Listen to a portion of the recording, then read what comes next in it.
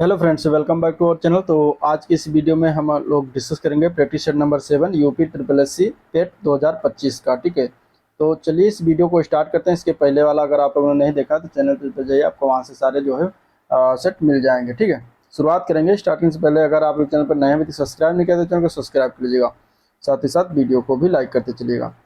चलिए, पहला क्वेश्चन है, प्रागैतिहासिक कालों के वर्गीकरण के लिए तीन काल प्रणाली की शुरुआत किसके द्वारा किया गया था। ठीक है, जो प्रागैतिहासिक काल है उसका वर्गीकरण किया गया, उसमें तीन काल प्रणाली जो शुरुआत किया गया वो किसके द्वारा शुरुआत किया गया ये बताना है। इसमें पहला क्वेश्चन कुछ इस तरीके से दिया गया है। इसका राइट आंसर हो जाएगा सी ऑप्शन। ठीक है, क्रिश्चियन, जुर्गेंसन और थॉमसन, ये जो थे इन्होंने ही तीन काल प्रणालियों का 1820 के दशक में इन्होंने शुरुआत किया था। ठीक है, अगला प्रश्न, निम्नलिखित में से कौन मगध सिंहासन के लिए राजा बिंबिसार का उत्तराधिकारी था। इसमें से राजा बिंबिसार का उत्तराधिकारी इनमें से कौन था मगध सिंहासन पर, ठीक है, बैठने के लिए। यहाँ पे आंसर हो जाएगा C option, sorry B option, Ajatashatru. Bimbisara को मगध साम्राज्य की सत्ता का वास्तविक संस्थापक माना जाता है और बिंबिसार की हत्या जो है इसका पुत्र था अजात शत्रु, इसने कर दिया था। और वह जो है 492 ईसा पूर्व में जो है ये मगध के राजगद्दी पर बैठा था। ठीक है, तो इस तरीके से आंसर क्या हो जाएगा इसका, बी ऑप्शन इसका राइट हो जाएगा। क्वेश्चन नंबर 3 है, निम्नलिखित में से कौन हर्षवर्धन के दरबारी कवि हर्षचरित्र के लेखक हैं। इनमें से हर्षचरित्र के लेखक इसमें से कौन है, तो उनका नाम है बाणभट्ट, जो कि दिया गया है ए पार्ट में, तो ए पार्ट इसका करेक्ट हो जाएगा। ठीक है, बाणभट्ट की प्रमुख रचनाओं में हर्षचरित आता है और इसके अलावा इन्होंने एक कादम्बरी बुक लिखा हुआ है, तो इसको भी याद रखिएगा। कादम्बरी और बाणभट्ट ये दोनों, कादम्बरी और हर्षचरित ये दोनों जो है बाणभट्ट ने लिखा हुआ है। ठीक है, चलिए, दारा शिकोह के पिता का नाम क्या था, अगला प्रश्न बताना है। दारा शिकोह जो था मुगल सम्राट था, इसके पिता का नाम बताना है क्या था। तो दारा शिकोह के पिता का नाम था शाहजहां। ठीक है, शाहजहां के चार पुत्र थे, उसमें औरंगजेब पहले स्थान पर, दूसरे स्थान पर दारा शिकोह, तीसरा शाह शुजा था और चौथा था मुराद बख्श। तो ये दारा शिकोह कौन है, शाहजहां का पुत्र है। ठीक है, नेक्स्ट क्वेश्चन, पानीपत के तृतीय युद्ध के दौरान मुगल सम्राट कौन था। पानीपत का तृतीय युद्ध के दौरान अगर देखा जाए तो इसमें से मुगल सम्राट की बात करेंगे तो कौन हो जाएगा, तो पांचवा नंबर क्वेश्चन हो जाएगा डी पार्ट, आलम शाह द्वितीय। ठीक है, आलम शाह द्वितीय मुगल सम्राट था जब पानीपत का तीसरा युद्ध हुआ। कब हुआ था, 1761 ईस्वी में पानीपत का तीसरा युद्ध हुआ था और उस समय जो मुगल बादशाह था उसका नाम था शाह आलम द्वितीय। चलिए अगला क्वेश्चन की बात करते हैं। अगला प्रश्न है, द्वितीय अब आंगल ब्रह्मा युद्ध किस वर्ष लड़ा गया ये बताना। ठीक है, दूसरा जो आंगल ब्रह्मा युद्ध है वो कब लड़ा गया, तो ये लड़ा गया है 1852 ईस्वी में। आंसर ए पार्ट हो जाएगा। ठीक है, पहला जो आंगल ब्रह्मा युद्ध हुआ था वो हुआ था 1824 ईस्वी में, ये पहला हुआ था। ठीक है, और दूसरा हुआ 1852 में। इसके बाद तीसरा इसमें हुआ था, तीसरा आंगल ब्रह्मा युद्ध जो कि हुआ था 1885 ईस्वी। तो तीनों याद रखिएगा। चलिए क्वेश्चन नंबर 7 है, इस्लामी संस्कृति को संरक्षित करने के उद्देश्य से चलाए गए देवबंद आंदोलन का प्रमुख नेता कौन था। इसमें से देवबंद आंदोलन का प्रमुख नेता की बात करेंगे तो यहाँ पे आंसर क्या हो जाएगा, 7 का हो जाएगा मोहम्मद कासिम नानोतवी। ठीक है, ये जो था प्रमुख देवबंद आंदोलन का प्रमुख नेता था। 1866 ईस्वी में ये जो है जो था, मतलब कि देवबंद आंदोलन ये शुरुआत किया गया था। ठीक है, क्वेश्चन नंबर 8 है, भारतीय राष्ट्रीय कांग्रेस के किस अधिवेशन के दौरान भारत छोड़ो प्रस्ताव पारित किया गया। तो भारत छोड़ो प्रस्ताव जो पारित हुआ था भारतीय राष्ट्रीय कांग्रेस का वो अधिवेशन था बम्बई का अधिवेशन। तो बम्बई अधिवेशन में भारत छोड़ो आंदोलन का प्रस्ताव पारित हुआ था। इसका अन्य नाम है अगस्त क्रांति। ठीक है, प्रारंभ कब हुआ था, अगस्त 1942 ईस्वी में ये प्रारंभ हुआ था। एका आंदोलन के नेता कौन थे, एका आंदोलन के नेता इसमें से देखा जाएगा तो मदारी पासी थे। आंसर सी ऑप्शन इसका राइट है, मदारी पासी। ठीक है, एका आंदोलन की शुरुआत कब हुई थी ये भी याद रखिएगा, 1921 ईस्वी में इसकी शुरुआत किया गया था। नेक्स्ट क्वेश्चन है, किस वर्ष में राजा राम मोहन राय ने कलकत्ता में ब्रह्म समाज की स्थापना की थी। ब्रह्म समाज की स्थापना हुआ था सन 1828 ईस्वी में। आंसर यहाँ पे डी ऑप्शन इसका राइट है, 1828 ईस्वी। ठीक है, 1815 ईस्वी में इन्होंने आत्मीय सभा की स्थापना की थी। 1828 में इन्होंने कलकत्ता में ब्रह्म समाज की स्थापना की थी। नेक्स्ट क्वेश्चन है, काबिनी नदी इनमें से किस नदी की महत्वपूर्ण सहायक नदी है। तो काबिनी नदी जो है ये कावेरी नदी की सहायक नदी है। यहाँ पे आंसर ए पार्ट करेक्ट हो जाएगा। सहायक नदी किसकी है? कावेरी नदी की। क्वेश्चन नंबर 12 है, निम्नलिखित में से कौन सा ऊर्जा का एक पारंपरिक स्रोत है इनमें से? तो पारंपरिक स्रोत में इसमें आता है कोयला। ठीक है, कोयला जो है ऊर्जा का पारंपरिक स्रोत है। पारंपरिक स्रोत में पेट्रोलियम, लकड़ी, कोयला, ठीक है, खनिज तेल, प्राकृतिक गैस, ये सभी पारंपरिक ऊर्जा के स्रोत के उदाहरण हैं।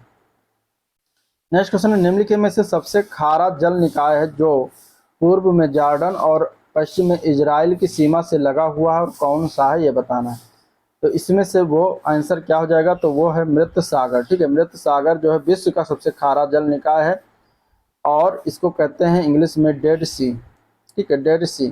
तो ये जो है जॉर्डन और इजराइल के बीच में स्थित है। क्वेश्चन नंबर 14 है, पूर्वी घाट का सबसे ऊंचा शिखर कौन सा है इनमें से? तो पूर्वी घाट का सबसे ऊंचा शिखर इनमें से महेंद्रगिरी हो जाएगा। इसकी ऊंचाई लगभग कितनी है? तो 1501 मीटर इसकी ऊंचाई है। ठीक है, पूर्वी घाट व पश्चिमी घाट को जो है नीलगिरी की पहाड़ियाँ जोड़ती हैं। तो यहाँ पर आंसर हो जाएगा बी पार्ट। चलिए, गौरी चैन किसमें स्थित सबसे ऊंची पर्वत चोटी है? इनमें से कहाँ पर गौरी चैन पर्वत चोटी स्थित है जो सबसे ऊंची है? तो ये स्थित है अरुणाचल प्रदेश में। आंसर ए पार्ट करेक्ट हो जाएगा। ठीक है, अरुणाचल प्रदेश। अगला प्रश्न है, राज्य विधानसभा में किसकी पूर्व अनुमति के बिना कोई धन विधेयक प्रस्तुत नहीं किया जा सकता? यहाँ पे बताना है। ठीक है, तो किसकी अनुमति लेनी पड़ती है, उसके बगैर हम नहीं प्रस्तुत कर सकते, तो वो है राज्यपाल। आंसर यहाँ पे क्या हो जाएगा? सी ऑप्शन राइट है।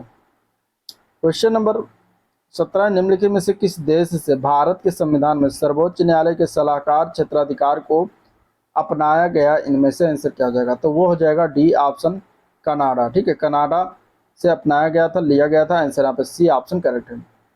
निम्नलिखित में से किस संवैधानिक संशोधन अधिनियम द्वारा भारतीय संविधान में मौलिक कर्तव्य को जोड़ा गया? तो मौलिक कर्तव्य को 1976 का संविधान संशोधन अधिनियम 42वां जो था उसी के अनुसार 10 मौलिक कर्तव्य जोड़े गए। ठीक है, अभी वर्तमान में 11 है।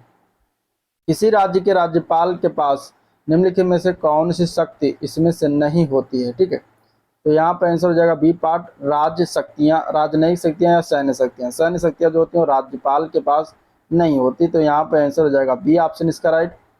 अगला प्रश्न है, भारतीय संविधान के किस भाग में संविधान के संशोधन की प्रक्रिया निर्धारित की गई है? तो संविधान में संशोधन की प्रक्रिया यहाँ पे अगर देखा जाए क्वेश्चन नंबर 20, तो सी पार्ट हो जाएगा। 20 भाग 20 में जो है संविधान के संशोधन की प्रक्रिया का प्रावधान है। ठीक है, तो आंसर यहाँ पे क्या हो जाएगा? सी पार्ट इसका करेक्ट है। क्वेश्चन नंबर 21, निम्नलिखित में से कौन से जुलाई 1991 में शुरू किए गए व्यापक उदारीकरण सुधारों का हिस्सा इनमें से नहीं थे? ये बताना है। तो क्वेश्चन नंबर 21 का आंसर हो जाएगा सी पार्ट, जनसांख्यिकीय सुधार जो था ये उसमें से हिस्सा नहीं था। तो यहाँ पे आंसर क्या हो जाएगा? आंसर हो जाएगा इसका सी ऑप्शन राइट है। ठीक है, क्वेश्चन नंबर 22 है, वस्तु एवं सेवा कर यानी कि जीएसटी के संबंध में कौन सा कथन गलत है? ये बताना। ठीक है, इनमें से कौन सा कथन गलत है ये बताना। तो यहाँ पे अगर देखिएगा तो पहला जो ऑप्शन दिया गया क्वेश्चन नंबर 22 का वो दिया गया है कि अंतर्राज्यीय वस्तुओं सेवाओं के लेन देन पर एकीकृत जीएसटी लगाया जाएगा, जो कि ये सही है। ठीक है, जीएसटी के बारे में। दूसरा, विशेष महत्व के घोषित सामान की अवधारणा समाप्त की गई, जो कि ये कथन जो है सही नहीं है जीएसटी के संबंध में। ठीक है, क्योंकि वस्तु एवं सेवा कर के अंतर्गत जो है विशेष महत्व के घोषित सामान की अवधारणा जो है समाप्त कर दी गई है।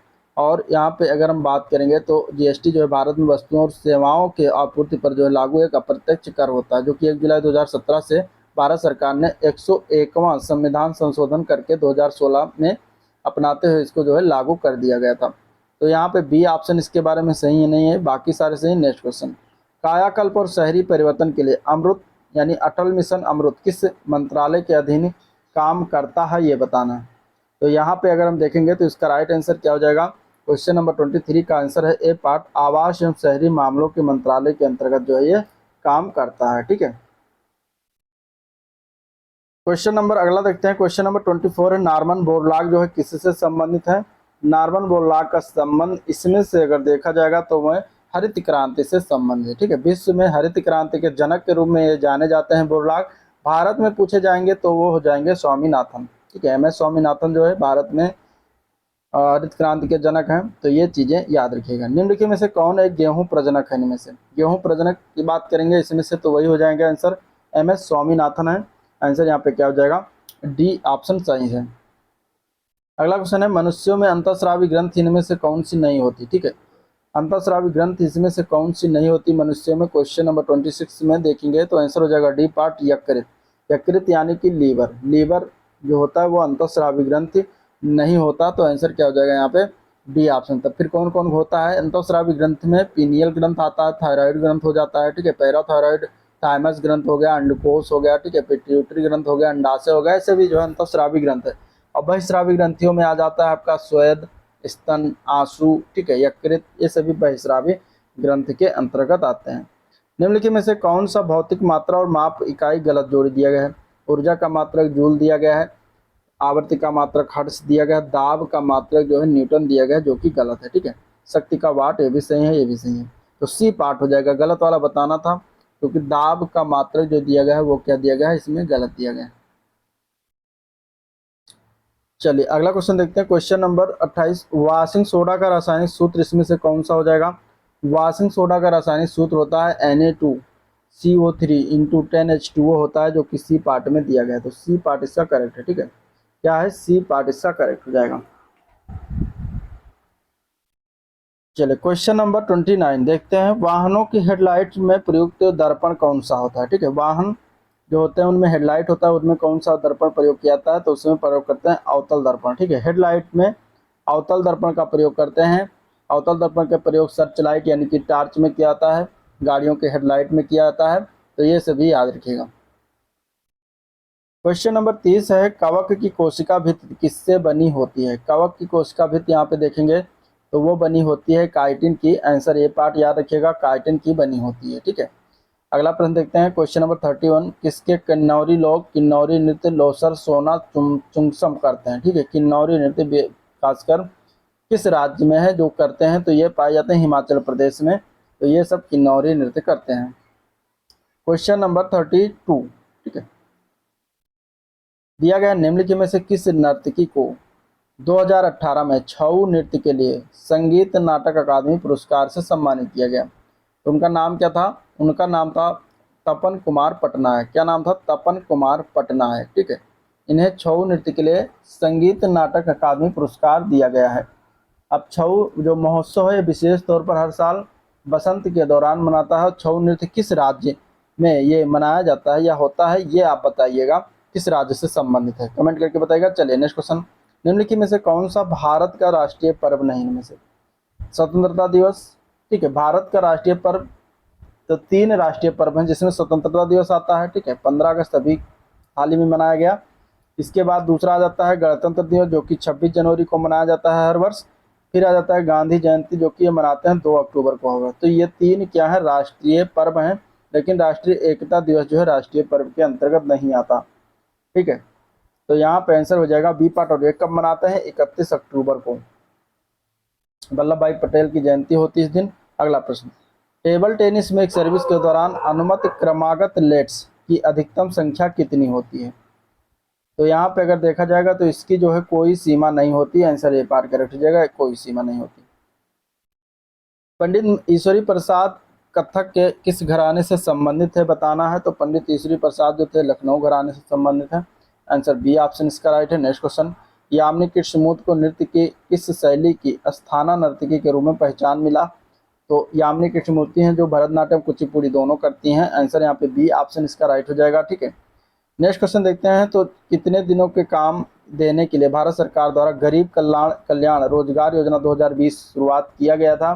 तो ये हुआ था 125 दिनों का काम देने के लिए। 125 दिनों का काम 20 जून 2020 को ये योजना शुरुआत किया गया था, ठीक है। तो यहाँ पे आंसर क्या हो जाएगा? डी ऑप्शन इसका राइट है। नेक्स्ट क्वेश्चन है, निम्नलिखित में से किस भारतीय ओलंपियन ने प्लेइंग टू विन शीर्षक आत्मकथा लिखी है? तो ये लिखा गया है डी पार्ट साइना नेहवाल के द्वारा, ठीक है। साइना नेहवाल की आत्मकथा का नाम क्या है? प्लेइंग टू विन, याद रखिएगा। अगला क्वेश्चन, रामचरितमानस महाकाव्य के रचयिता इनमें से कौन है? तो इनका नाम सभी को पता होगा, तुलसीदास है। आंसर यहाँ पे क्या हो जाएगा? सी ऑप्शन करेक्ट है। क्वेश्चन नंबर 40 है, संगीत नाटक अकादमी प्रख्यात कलाकारों को फेलोशिप देती है?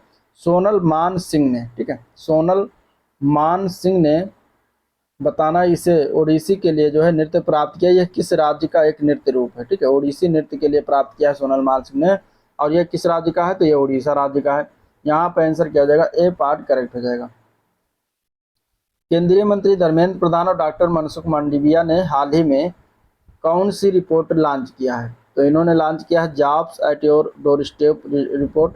तो यहाँ पे आंसर क्या है, बी ऑप्शन इसका राइट है, ठीक है। करंट अफेयर से क्वेश्चन था। अगला क्वेश्चन, 4 नवंबर 2024 को उरुग्वे के 43वें राष्ट्रपति के रूप में कौन चुना गया, तो उनका नाम है यामांडू रोमन एंटोनियो ओरसी मार्टिन, ठीक है। इतना बड़ा नाम है, याद रखिएगा। ये कहाँ के बने हैं, उरुग्वे के बने हैं। नेक्स्ट क्वेश्चन, अंतर्राष्ट्रीय अर्ध शुष्क उष्णकटिबंधीय फसल अनुसंधान संस्थान की वर्तमान निदेशक doctor Jacqueline D arrows Hughes ने किस पद तक का कार्यभार संभाला, ये बताना है। तो ये बनाई गई विश्व कृषि मंच के महासचिव के रूप में चुनी गई हैं। तो आंसर यहाँ पे क्या हो जाएगा, बी ऑप्शन इसका राइट है, ठीक है। नेक्स्ट क्वेश्चन, विश्व विरासत सप्ताह 2024 का विषय क्या है। विश्व विरासत सप्ताह 2024 का विषय 44 का क्वेश्चन आंसर हो जाएगा, discover and experience diversity. Answer C option इसका राइट है।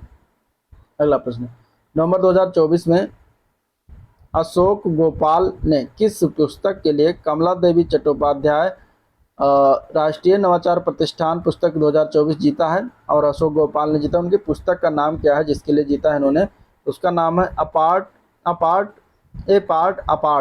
The life and thought of B R Ambedkar. इसके लिए इन्हें जो दिया गया है, तो आंसर बी ऑप्शन इसका राइट है। प्रधानमंत्री नरेंद्र मोदी को अमेरिका के मैरीलैंड में किस पुरस्कार से सम्मानित किया गया, तो पीएम नरेंद्र मोदी को अमेरिका के मैरीलैंड में पुरस्कार से सम्मानित किया, वो है doctor Martin Luther king junior global peace award इन्हें प्रदान किया गया, ठीक है। क्वेश्चन नंबर 47 है, लास वेगास ग्रैंड प्रिक्स 2024 का विजेता कौन था, तो वो था जॉर्ज रसेल। यहाँ पे सी ऑप्शन इसका करेक्ट हो जाएगा।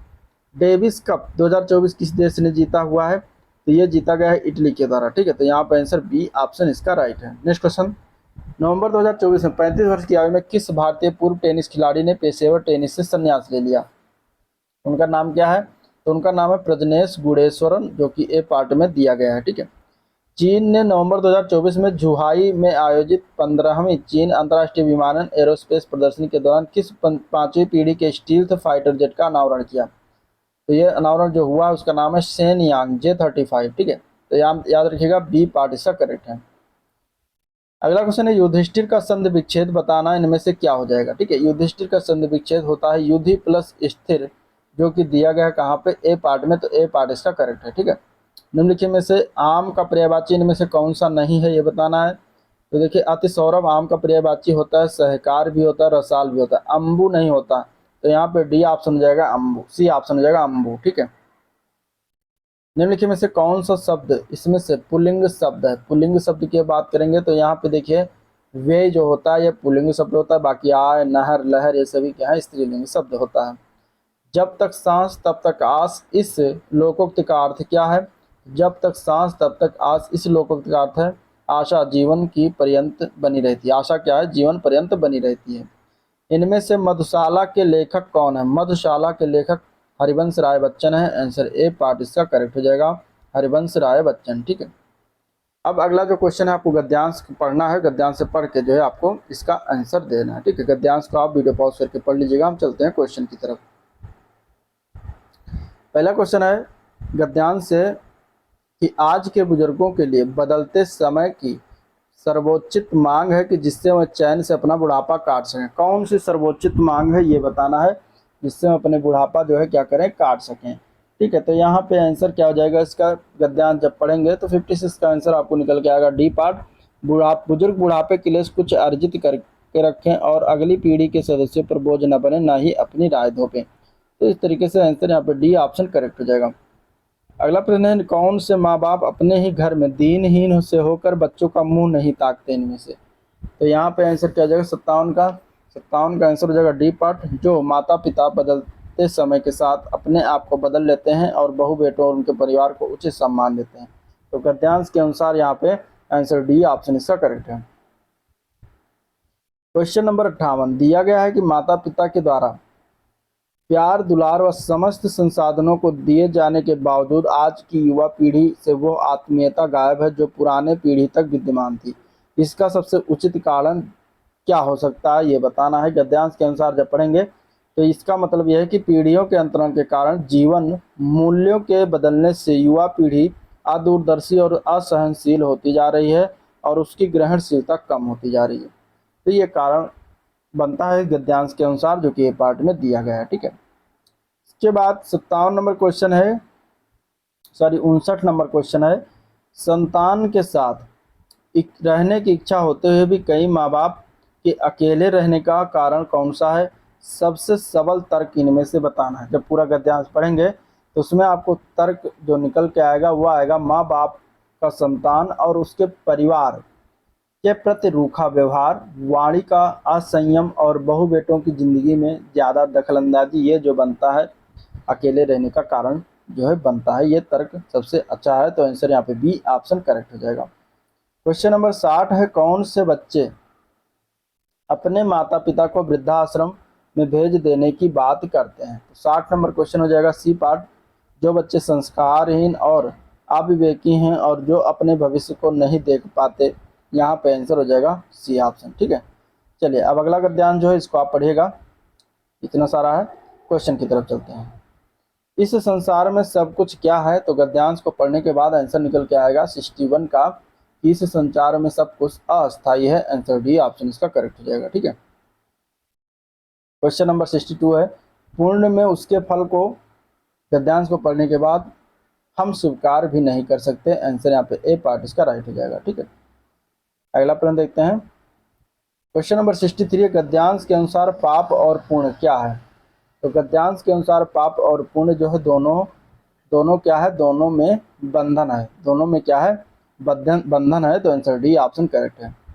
पाप और पुण्य दोनों की तुलना क्रमशः किससे की जंजीर से की गई है? ठीक है, तो पाप और पुण्य की क्रमशः तुलना जो है लोहे और सोने की जंजीर से किया गया। तो लोहा और स्वर्ण हो जाएगा, जो कि दिया गया है सी पार्ट में। तो सी पार्ट इसका करेक्ट है। अगला प्रश्न, समूह से भिन्न शब्द इसमें से बताना है, कौन सा हो जाएगा? तो यहाँ पे अगर देखिएगा तो स्वतंत्र, प्यारा, अस्थायी और फल, ये तीन चीज हैं। अगर समूह से भिन्न चीज अलग देखेंगे तो यहाँ पे 65 का आंसर है ए पार्ट। फल जो है अलग है, बाकी सभी लगभग कुछ नहीं। प्यारा, स्वतंत्रता, अस्थायी जो है ये सब चीजें हैं। ठीक है, बाकी अगले जो क्वेश्चन है 66 से लेकर 100 तक, इसमें आपको रीजनिंग और मैथ के क्वेश्चन आपको मिलेंगे, जो कि आपको खुद को करना है। इसका मैं PDF टेलीग्राम पर अपलोड कर दूंगा सोल्यूशन सहित, तो वहाँ से आप डाउनलोड करके इसको देख सकते हैं। ठीक है, तो ये था ओवरऑल वीडियो जिसको हम लोगों ने देखा। जिसकी अगर वीडियो पसंद आया तो वीडियो को लाइक करिएगा, चैनल को सब्सक्राइब नहीं किया अभी तो सब्सक्राइब कर लीजिएगा। ठीक है, साथ ही साथ अपने दोस्तों में शेयर भी कर दीजिएगा। आज का वीडियो पर एंड करते हैं, मिलते हैं नेक्स्ट वीडियो में, तब तक के लिए थैंक यू।